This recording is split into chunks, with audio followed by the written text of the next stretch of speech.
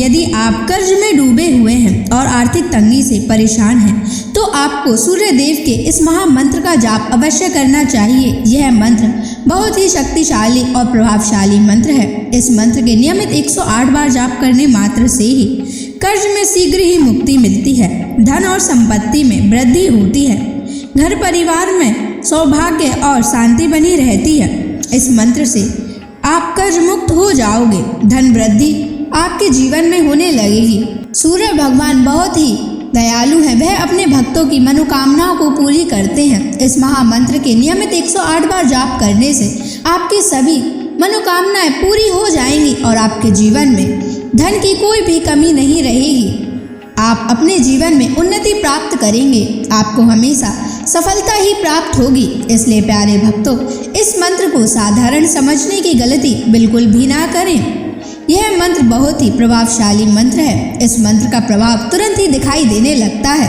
अगर आप सच्ची श्रद्धा के साथ इस मंत्र का नियमित 108 बार जाप करेंगे तो आपका जीवन खुशियों से भर जाएगा और आपके जीवन में कभी भी धन की कमी नहीं आएगी। इसलिए प्यारे भक्तों, इस मंत्र का नियमित 108 बार जाप करें और पूरी श्रद्धा के साथ करें। अगर आप सूर्य देव का आशीर्वाद प्राप्त करना चाहते हैं तो इस वीडियो को लाइक और चैनल को सब्सक्राइब जरूर कर दीजिए और कमेंट बॉक्स में जय सूर्य देव अवश्य लिख दीजिए। तो चलिए भक्तों, मंत्र का जाप करना प्रारंभ करते हैं। ओम ह्रीं श्रीं सूर्याय सहस्र तेजसे महाधन प्रदायकाय नमः। ओम ह्रीं श्रीं सूर्याय सहस्र तेजसे महाधन प्रदायकाय नमः। ओम ह्रीं श्रीं सूर्याय सहस्र तेजसे महाधन प्रदायकाय नमः। ओम ह्रीं श्रीं सूर्याय सहस्र तेजसे महाधन प्रदायकाय नमः। ओम ह्रीं श्रीं सूर्याय सहस्र तेजसे महाधन प्रदायकाय नमः। ओम ह्रीं श्रीं सूर्याय सहस्र तेजसे महाधन प्रदायकाय नमः। ओम ह्रीं श्रीं सूर्याय सहस्र तेजसे महाधन प्रदायकाय नमः। ओम ह्रीं श्रीं सूर्याय सहस्र तेजसे महाधन प्रदायकाय नमः। ओम ह्रीं श्रीं सूर्याय सहस्र तेजसे महाधन प्रदायकाय नमः।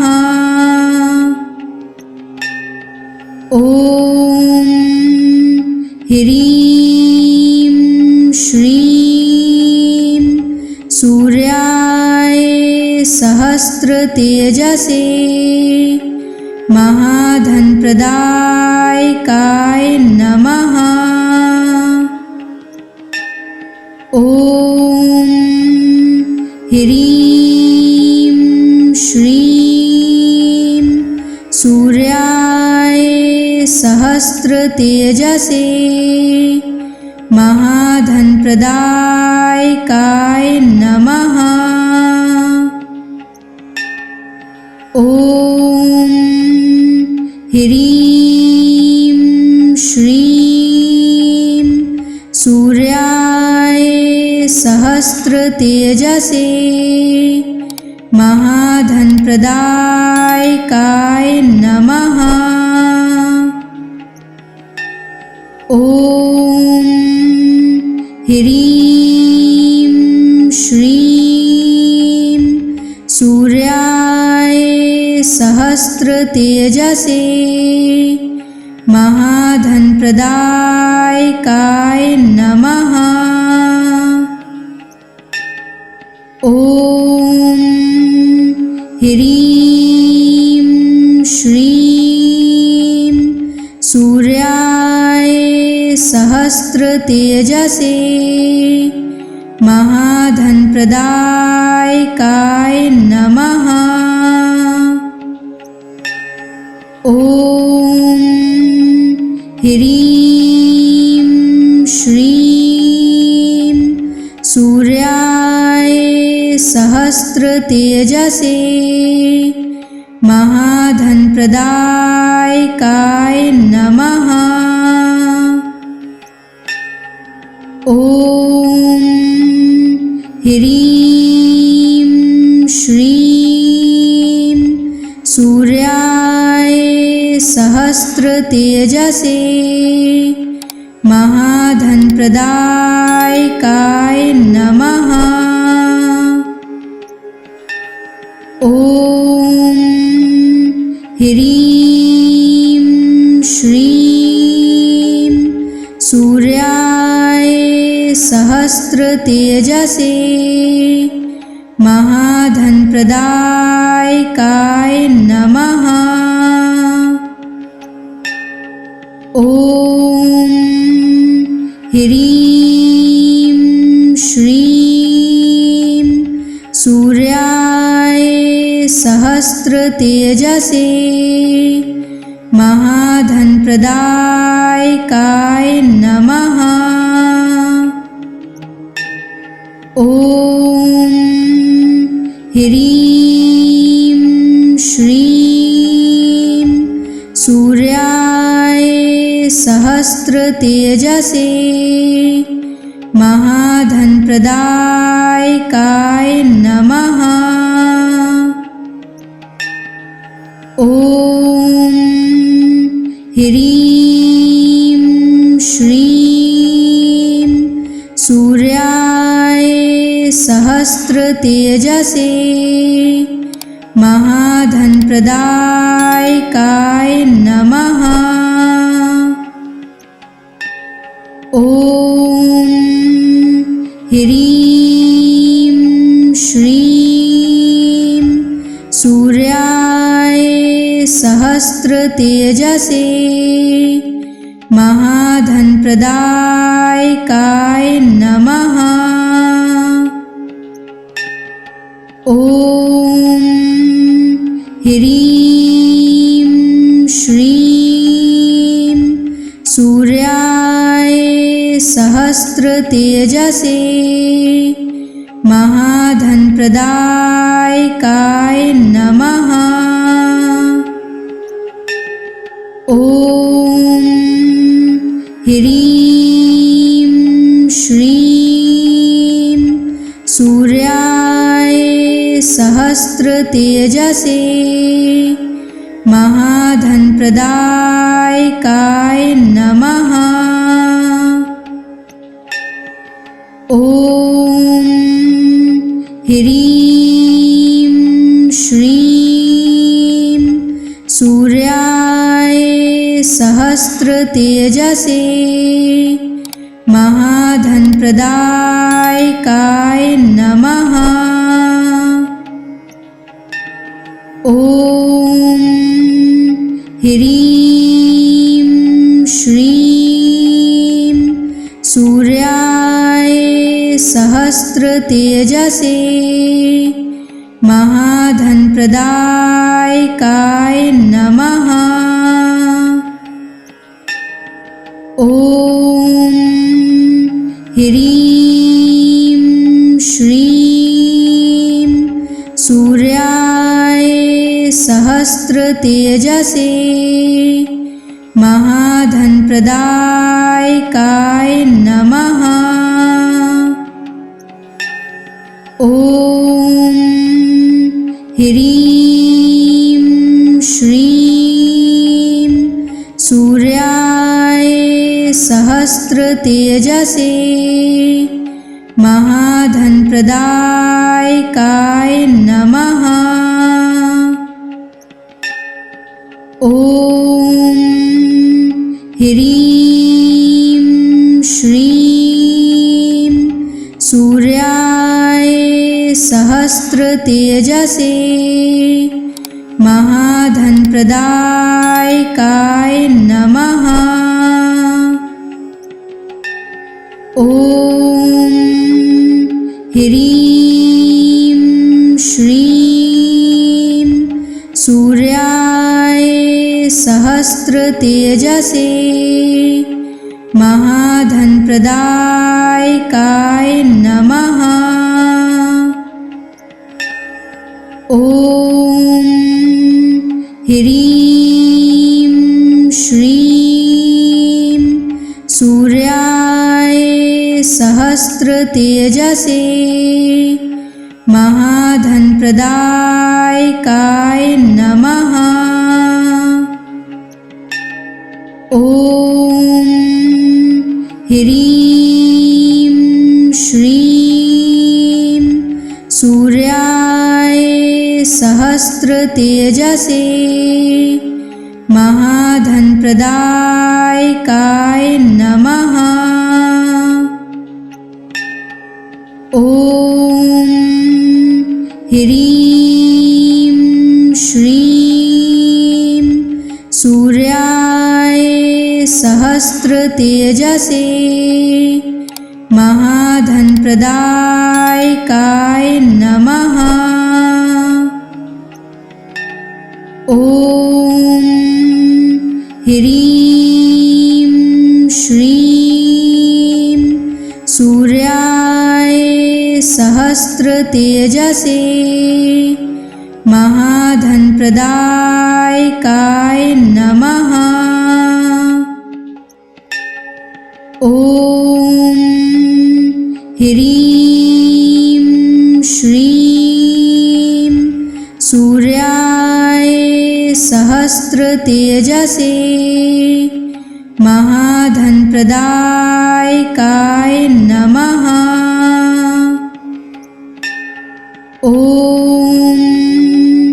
ह्रीं श्रीं सूर्याय सहस्रतेजसे महाधनप्रदायकाय नमः।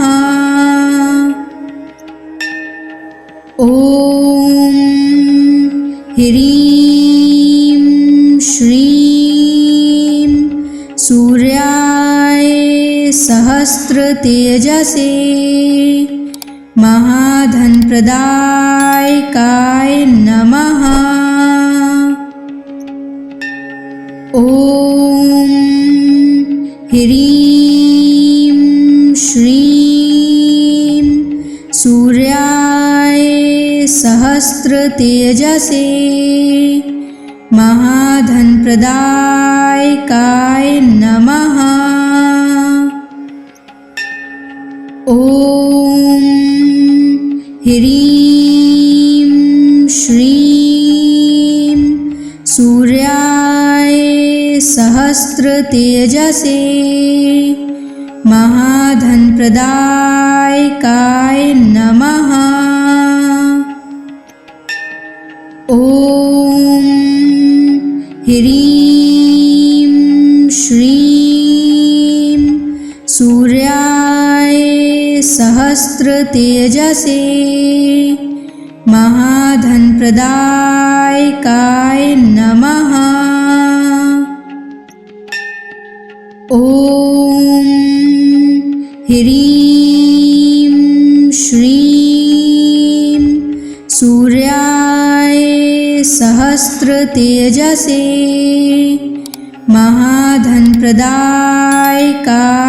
नमः। ॐ ह्रीं श्रीं सूर्याय सहस्त्रतेजसे महाधनप्रदायकाय नमः। ॐ ह्रीं श्रीं सूर्याय सहस्त्रतेजसे महाधनप्रदायकाय नमः। ॐ ह्रीं श्रीं सूर्याय सहस्त्रतेजसे महाधनप्रदायकाय नमः। ॐ ह्रीं श्रीं सूर्याय सहस्त्रतेजसे महाधनप्रदायकाय नमः। ॐ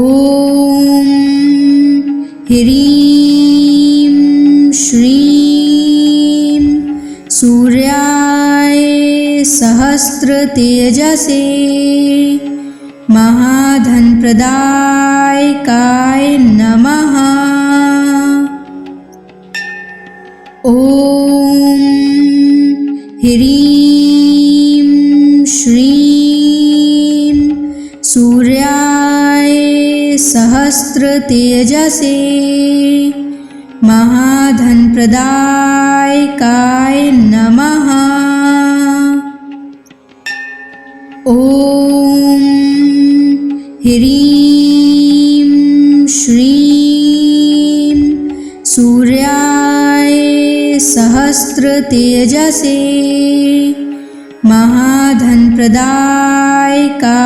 नमः। ॐ ह्रीं श्रीं सूर्याय सहस्त्रतेजसे महाधनप्रदायकाय नमः। ॐ ह्रीं श्रीं सूर्याय सहस्त्रतेजसे महाधनप्रदायकाय नमः। ॐ ह्रीं श्रीं सूर्याय सहस्त्रतेजसे महाधनप्रदायकाय नमः। ॐ ह्रीं श्रीं सूर्याय सहस्त्रतेजसे महाधनप्रदायकाय नमः। ॐ ह्रीं श्रीं सूर्याय सहस्त्रतेजसे महाधनप्रदायकाय नमः। ॐ ह्रीं श्रीं सूर्याय सहस्त्रतेजसे महाधनप्रदायकाय नमः।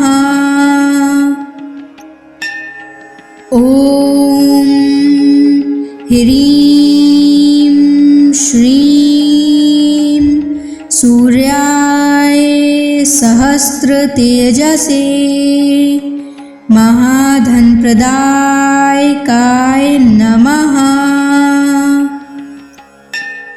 ॐ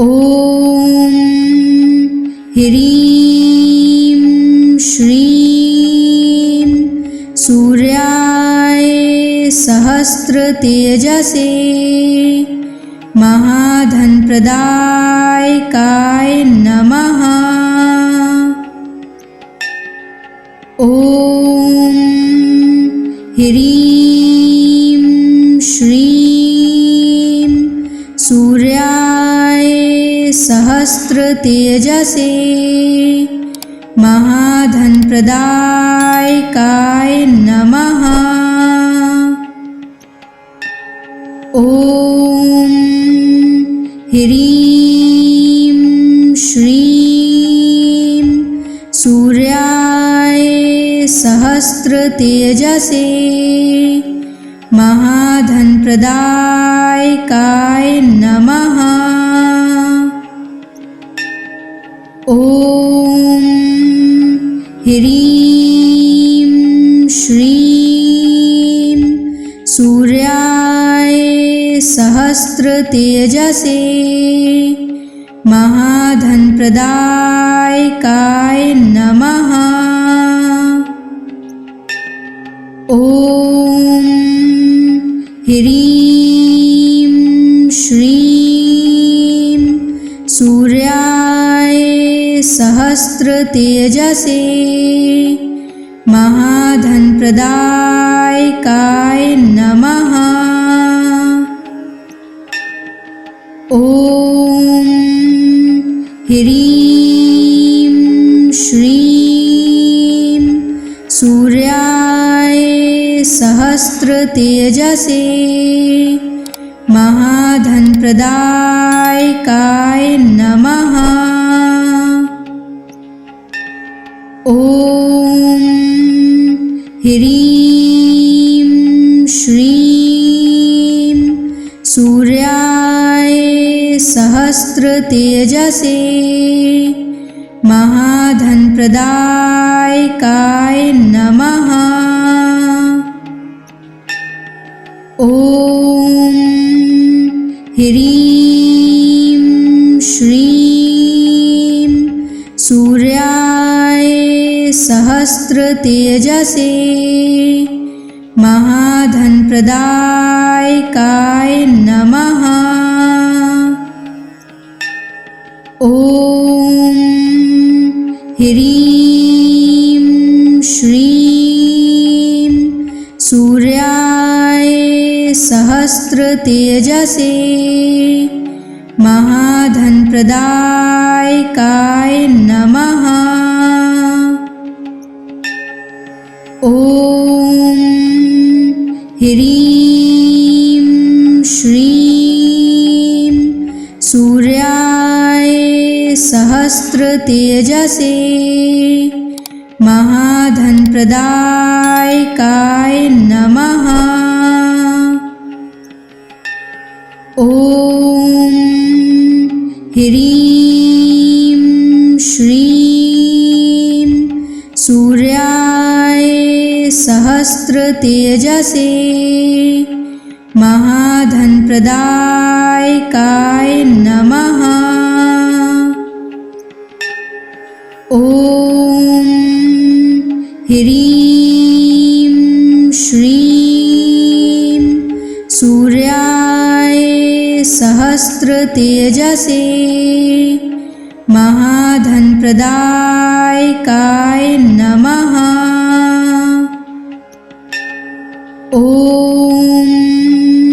ह्रीं श्रीं सूर्याय सहस्रतेजसे महाधनप्रदायकाय नमः। ॐ ह्रीं श्रीं सूर्याय सहस्रतेजसे महाधनप्रदायकाय नमः। ॐ ह्रीं श्रीं सूर्याय सहस्रतेजसे महाधनप्रदायकाय नमः। ॐ ह्रीं श्रीं सूर्याय सहस्रतेजसे महाधनप्रदायकाय नमः। ॐ ह्रीं श्रीं सूर्याय सहस्रतेजसे महाधनप्रदायकाय नमः। ॐ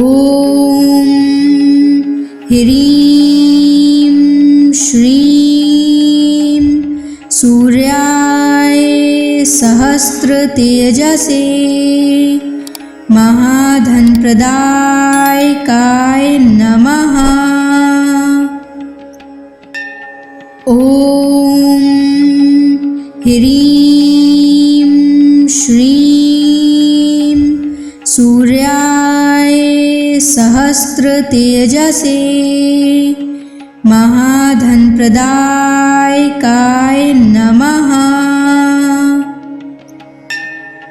ॐ ह्रीं श्रीं सूर्याय सहस्रतेजसे महाधनप्रदायकाय नमः। ॐ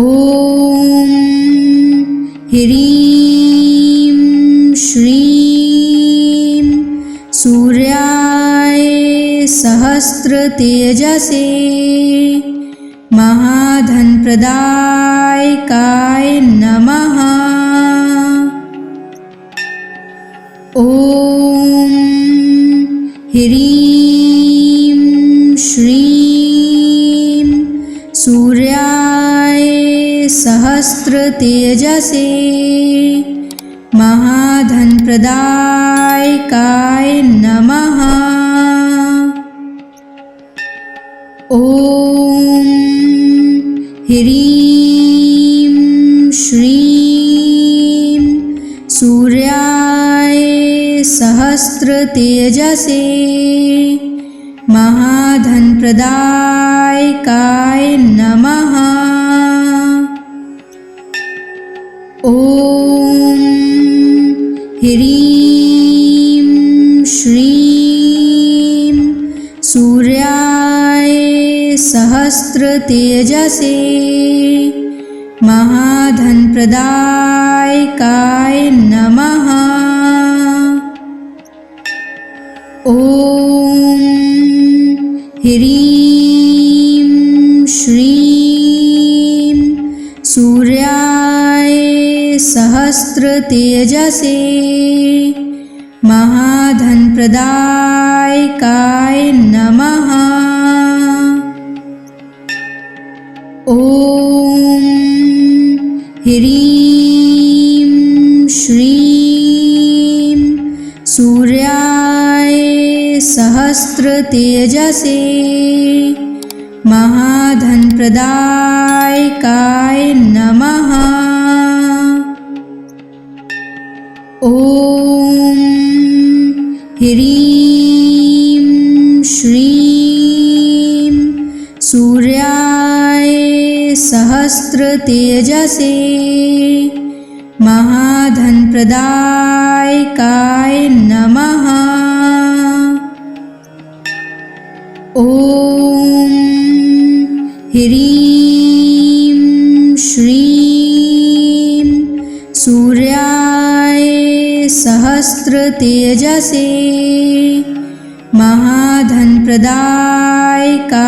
नमः।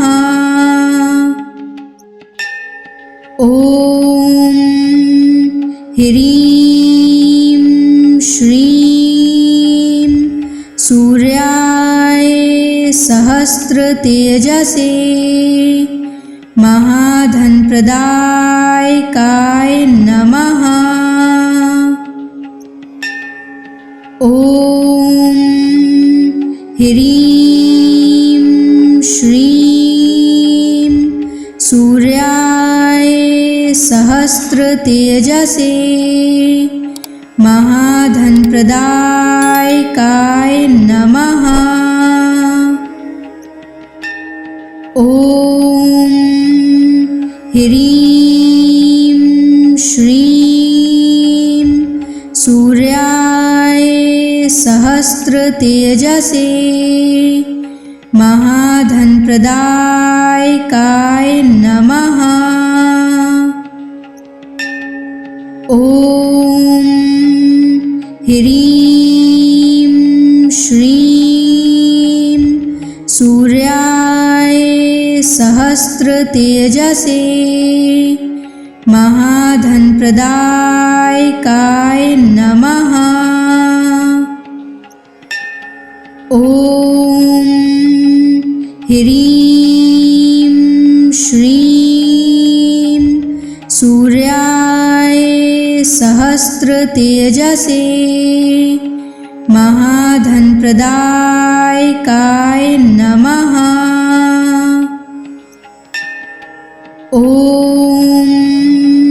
ह्रीं श्रीं सूर्याय सहस्रतेजसे महाधनप्रदायकाय नमः। ॐ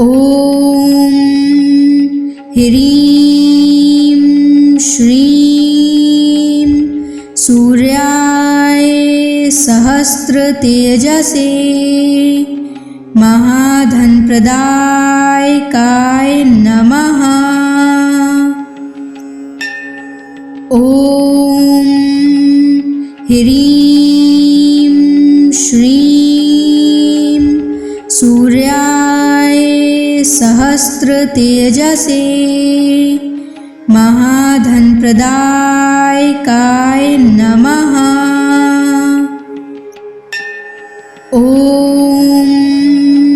ह्रीं श्रीं सूर्याय सहस्रतेजसे महाधनप्रदायकाय नमः।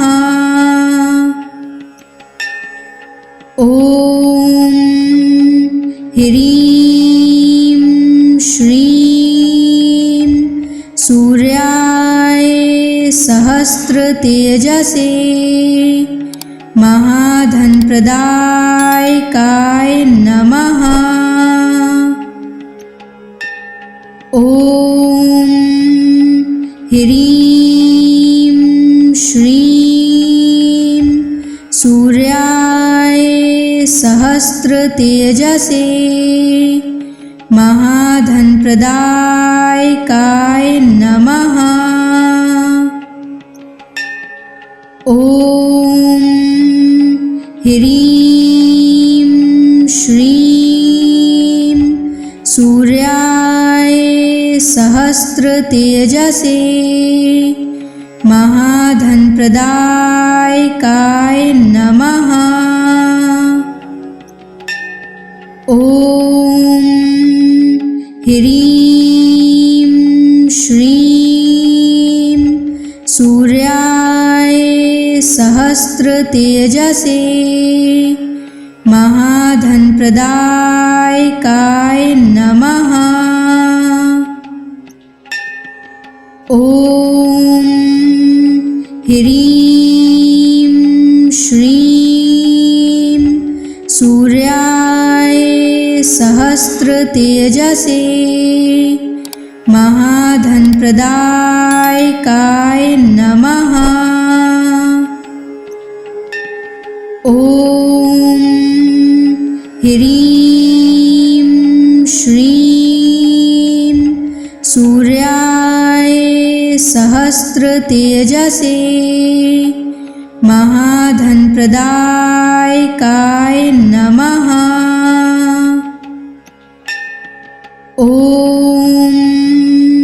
ह्रीं श्रीं सूर्याय सहस्रतेजसे महाधनप्रदायकाय नमः।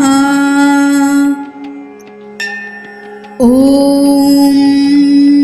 ह्रीं श्रीं सूर्याय सहस्रतेजसे महाधनप्रदायकाय नमः। ॐ ह्रीं श्रीं सूर्याय सहस्रतेजसे महाधनप्रदायकाय नमः। ॐ ह्रीं श्रीं सूर्याय सहस्रतेजसे महाधनप्रदायकाय नमः। ॐ ह्रीं श्रीं सूर्याय सहस्रतेजसे महाधनप्रदायकाय नमः। ॐ ह्रीं श्रीं सूर्याय सहस्रतेजसे महाधनप्रदायकाय नमः। ॐ ह्रीं श्रीं सूर्याय सहस्रतेजसे महाधनप्रदायकाय नमः। ॐ ह्रीं श्रीं सूर्याय सहस्रतेजसे महाधनप्रदायकाय नमः। ॐ ह्रीं श्रीं सूर्याय सहस्रतेजसे महाधनप्रदायकाय नमः। ॐ